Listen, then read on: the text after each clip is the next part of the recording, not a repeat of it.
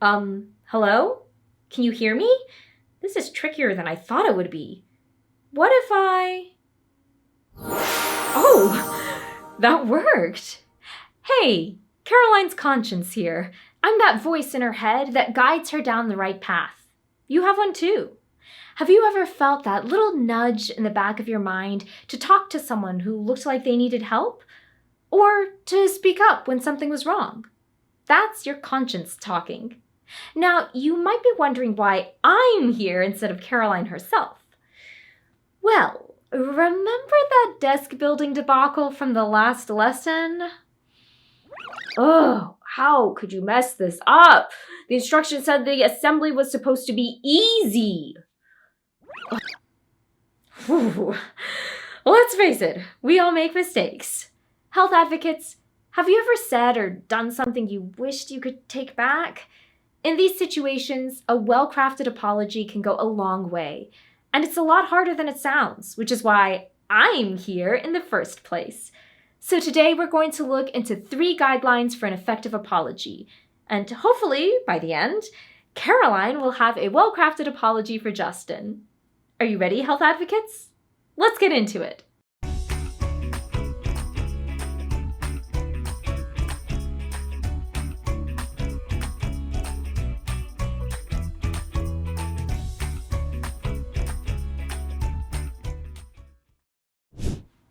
All right, Caroline, it's time to practice your apology. Show me what you've got. I'm sorry. No. That did not sound like you were sorry at all. That's like one of those sad apologies you make when someone forces you to say that you're sorry. The first guideline for an effective apology is to be sincere. It's not just about saying I'm sorry, but genuinely conveying remorse for how your actions or words affected another person. Remember nonverbal communication from the last lesson?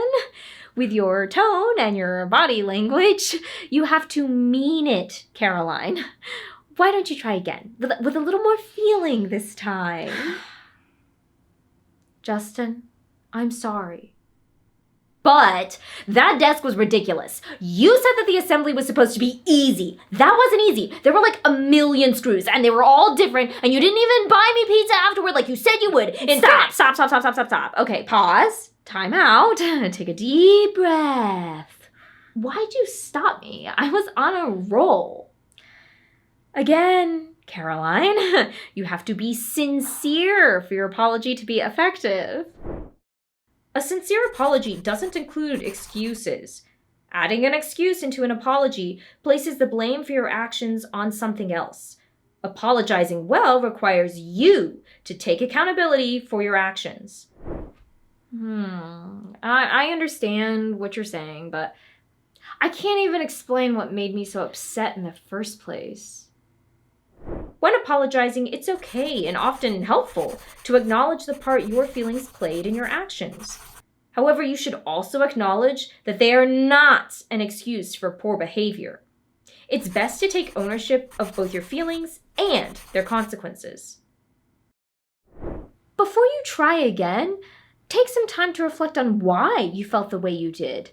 You have to be honest with yourself before you can be sincere with someone else. What about building the desk made you upset? I think I was frustrated by how confusing it was to build, but I was also disappointed in myself for not figuring it out. And how did you express that frustration? I took it out on Justin. Conscience, you're right. Okay, without thinking this through, my apology would have been a mess. I think I'm ready to try again. I agree. But before you do, why don't you get out your notebook? It can be helpful to practice your apology in writing. Okay. Justin, I'm really sorry. I was feeling frustrated by how confusing the desk was, and I was disappointed in myself for not figuring it out. But that's not a good excuse for how I acted. Very nice. But there's still room for some improvement. You mean there's still more to it? Of course. The next guideline is to be specific. A meaningful apology includes acknowledging specifically what you did wrong. This shows that you understand the impact of your actions and are making a genuine apology. Let's try that one more time, using your notebook again. Okay. Justin, I'm really sorry for my attitude when building the desk. I know you were really excited about building it, and my comments and actions turned it into a negative experience. I was feeling frustrated with how confusing the desk was, and I was disappointed in myself for not figuring it out, but that doesn't excuse how I acted. I shouldn't have taken those feelings out on you. I'm sorry.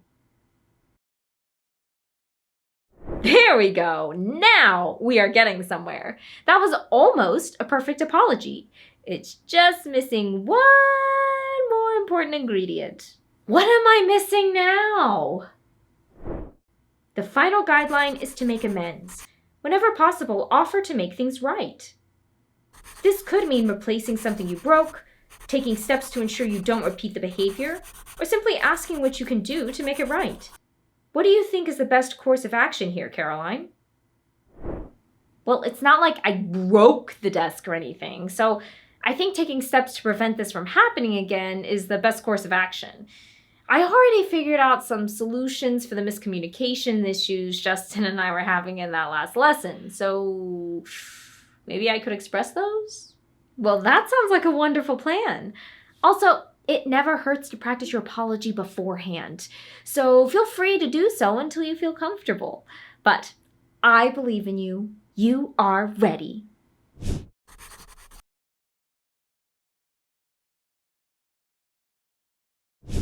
Hey, Justin, there's something I wanted to talk to you about. Sure, what's up? I'm really sorry for my attitude when building the desk the other day. I know you were really excited about it, and my comments and actions probably turned it into a really negative experience.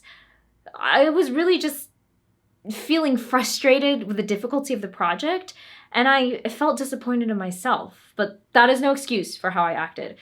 I shouldn't have taken those feelings out on you. And next time, I promise, I'm going to express when I'm frustrated and need a break so that this situation doesn't repeat itself. Again, I'm really sorry. Thanks, Caroline.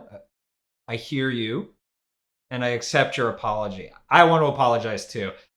I'm sorry for not clearly communicating exactly what you were getting into with that desk. I mean, I should have known when I saw the instructions, right? And I was feeling frustrated too.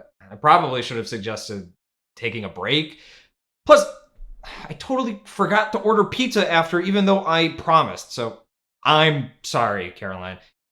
It means a lot that you are willing to help me out. So next time I'm going to communicate better as well. And after we'll build this desk, we're going to order whatever pizza you want. Chicken, jalapenos, and pineapple? If that's what you want. Yeah. Then let's get to building.